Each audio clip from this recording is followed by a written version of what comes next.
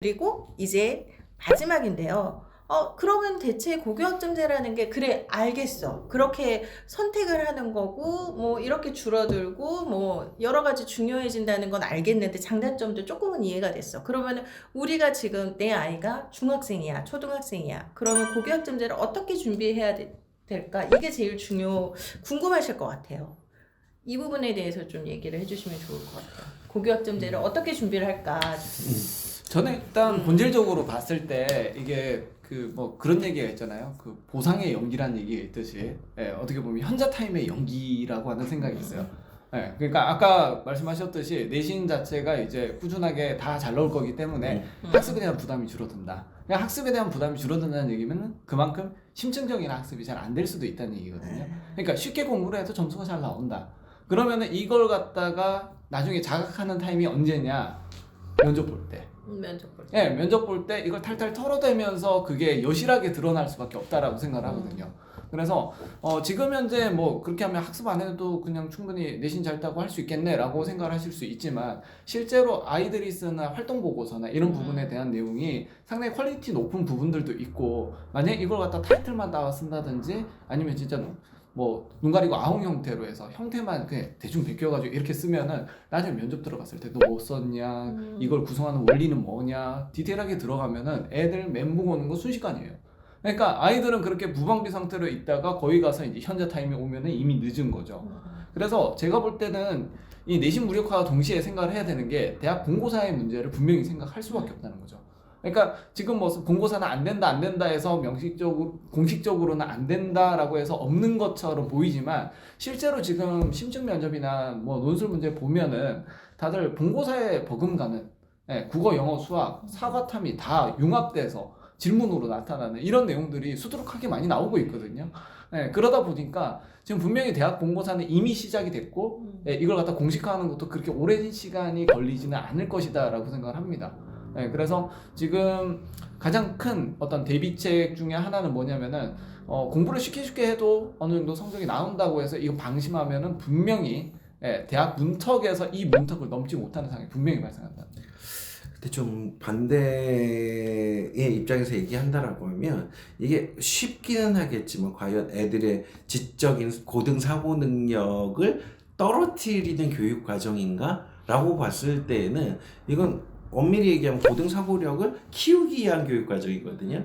그리고 그 과정에서 선생님들이 사고하는 능력을 안 키운다라고 생각하는 전제에서 나오시는 문제점인 것 같아요. 그리고 좀 답변을 계속 듣다 보면 선생님들이 아무것도 안 하는 것 같은 존재인 것 같은. 그러니까 면접도 저희도 지금과 같은 경우에도 애들이 진짜 면접 보기엔 되게 힘들어요. 저희 학교 애들도. 그렇지만 그런 것들이 한 어느 일정한 기간 동안 준비를 하면 그 상태를 만들고 다 보내거든요. 그러니까 그런 것들이 과연 현자 타임이 오기는 하겠지만 그 현자 타임을 극복 못할 상황으로 학교는 두지는 않을 거라는 거죠. 네. 근데 그거는 지표상으로 볼 때 내신하고 수능 격차가 이렇게 나고 있잖아요. 현역들 같은 경우에는 충분히 거기에서 제가 볼 때는 아이들의 내부 경쟁일 때하고 외부 경쟁일 때 그러니까 우물한 개구리의 상태일 때하고 이게 야상이 나갔을 때하고 느낌이 완전 좀 다른 뭐라고 해야 되나 지금 그게 좀 애매한 게 수능이냐 아니면 정말 대학별 입시냐에 따라서는 다를 것 같아요. 수능이라고 하는 건 지금 수능으로는 이걸 본다라고 하면 얘네들이 떨어질 게 분명해요. 이 교육 과정을 하게 되면. 근데 제가 처음에 얘기했던 것처럼 이게 전 문제가 되는 게 수능이 어떻게 바뀌는지가 예상이 안 되니까 그게 가장 큰 문제인 것 같다라고 하는 이게 거거든요. 본질적인 큰 문제라고 생각 안 하거든요, 사실.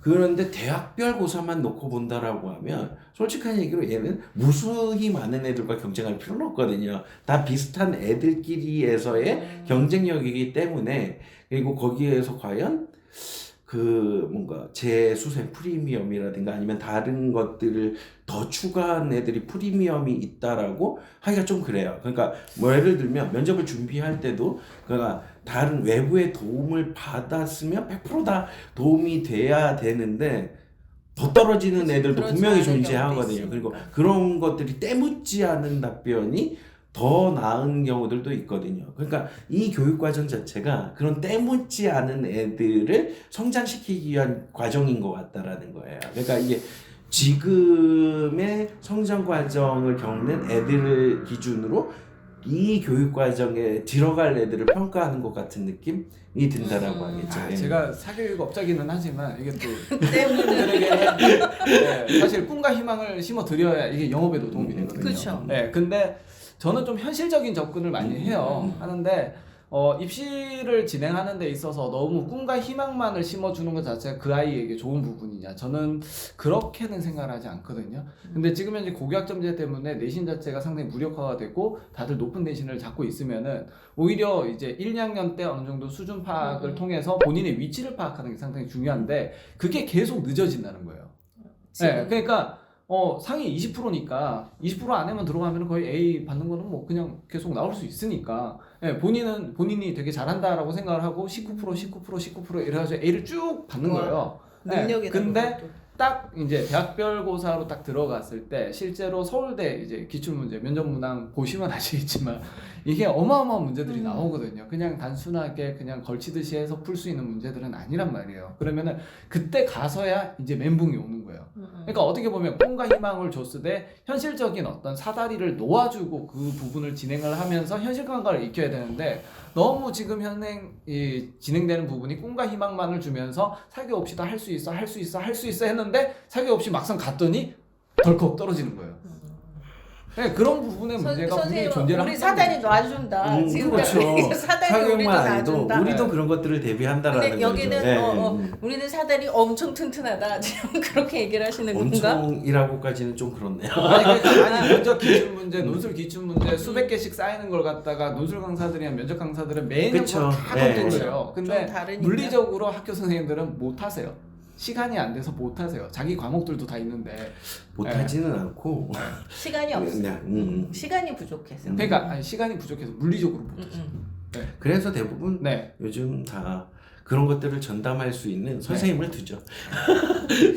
그러면 지금 얘기해 주신 것처럼 이게 본고사, 대학별 이제 뭔가 시험이 중요해질 텐데 사실은 고교학점제를 어떻게 준비할까가 질문이다 보면 네. 제일 궁금한 건 그러니까 그런 것 같아요. 고교학점제라는 얘기가 나오면서 그 다음에 학교에서 교육과정에 선택 과목이 들어오면서부터 엄마들이 계속 고민을 했던 건 내가 고등학교를 들어가기 전에 내가 선택해야 될 진로를 다 결정하고 들어가야 되는 거 아니야? 이제 이런 얘기들을 제일 많이 하시거든요.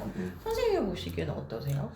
지금 그 부분은 저는 고교 학점제라고 해서 지금과 같은 큰 틀은 많이 바뀌진 않을 것 같다라고 생각을 하거든요. 지금 현재도 얘기를 하는 게 1학년은 좀 계열 중심으로, 그리고 2학년이 되면서 그러니까 뭔가 단과대 중심으로, 그리고 3학년 때 가면서는 학과 중심으로 가는 시스템으로 거의 지금 안내를 하거든요. 애들한테 가이드를 할 때도.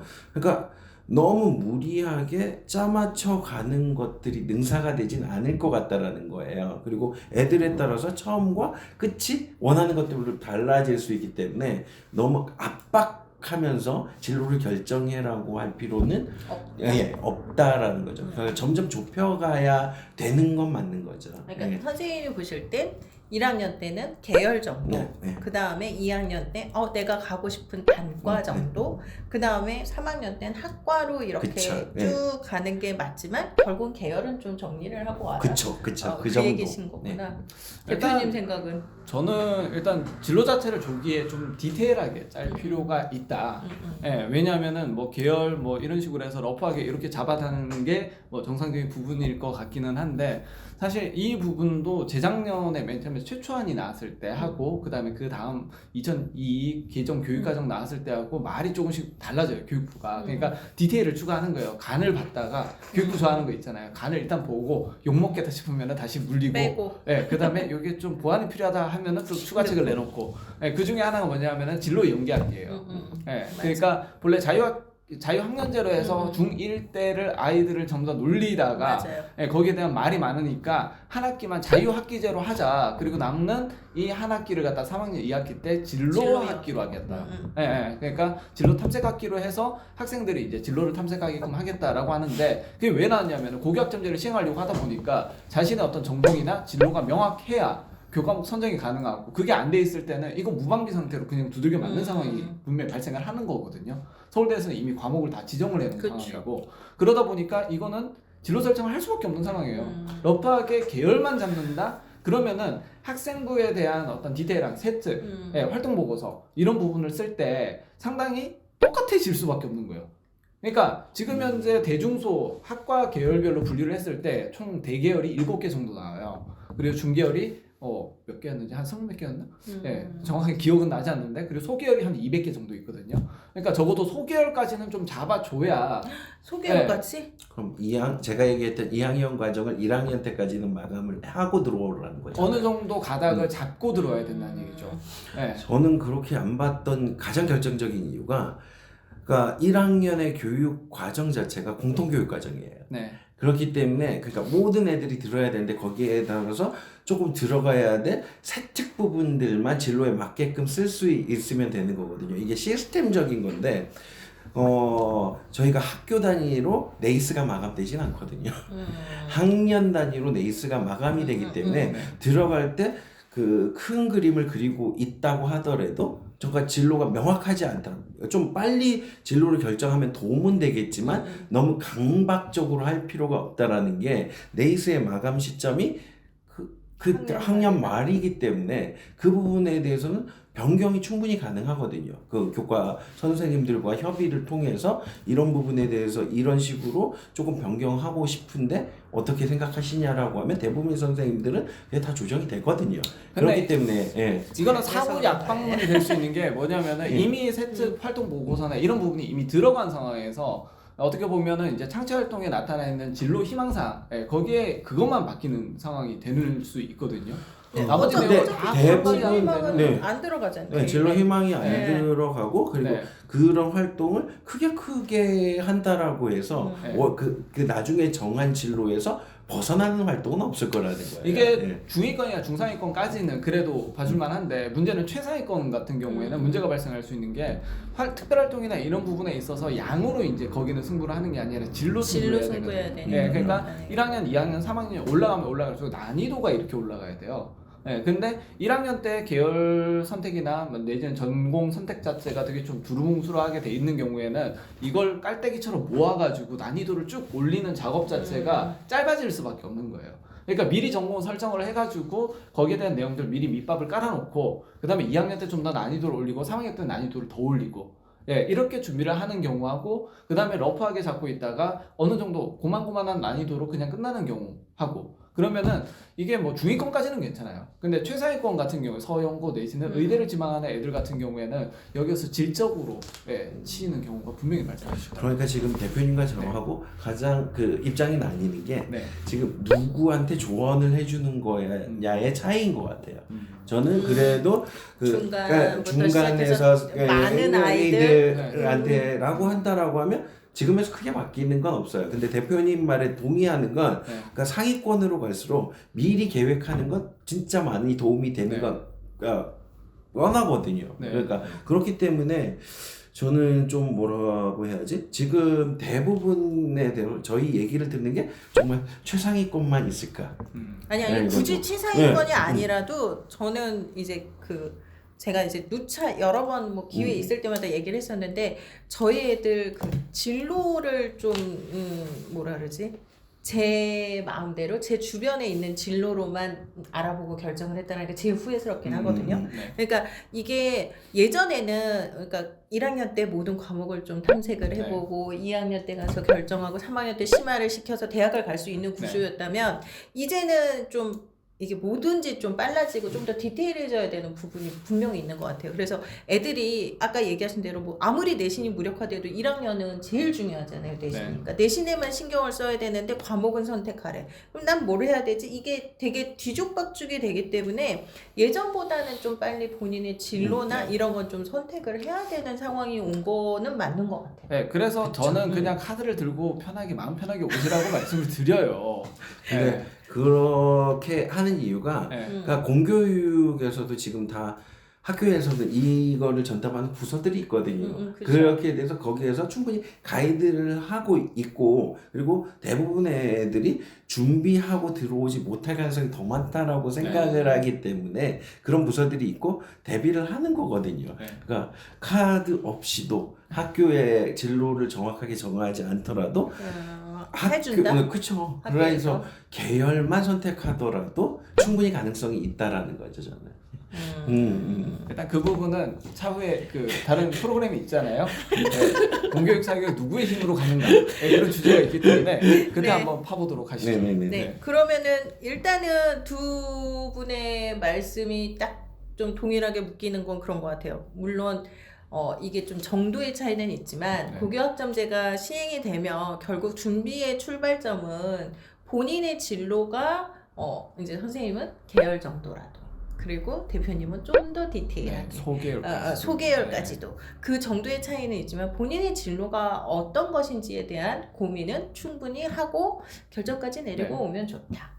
네. 이렇게 결정을 하면 될 것 같습니다. 네. 오늘은 고교학점제에 대한 이야기를 이 정도에서 마치기로 하겠습니다.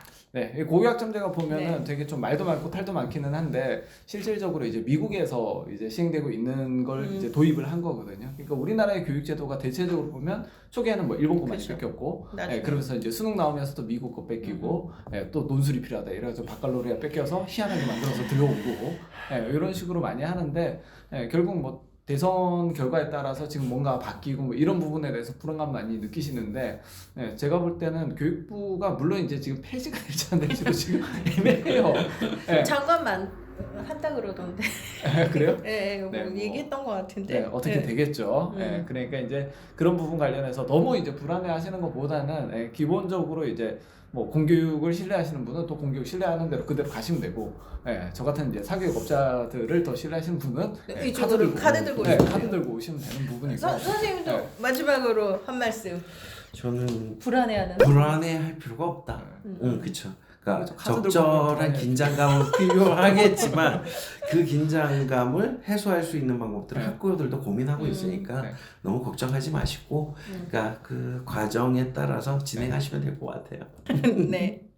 마무리하시죠. 네, 그러면 고교학점제 준비나 뭐 그러니까 중요한 점은 그런 것 같아요. 그냥 새로운 게 도입이 됐다고 해서 너무 겁먹지 마시고 학생분들도 그렇고 학부모님도 그렇고 일단은 겁을 먹으면 일단 지는 것 같아요. 일단은 여기저기 다니면서 고교학점제가 뭔지부터 정확한 정보부터 얻으시고 이게 추구하는 게 뭔지를 좀 해보신 다음에 뭐 이쪽 도움을 받든 이쪽 도움을 받던 그건 선택에 맡기기로 하고 일단은 불안해하지 마시고 당분간은 시행될 것 같다고 하셨으니까 시행이 된다라는 전제하에서 일단 중학생은 준비를 하시는 게 좋을 것 같습니다. 네, 이상 오늘 고교학점제 얘기는 여기서 마치도록 하겠습니다. 네, 수고하셨습니다. 수고하셨습니다.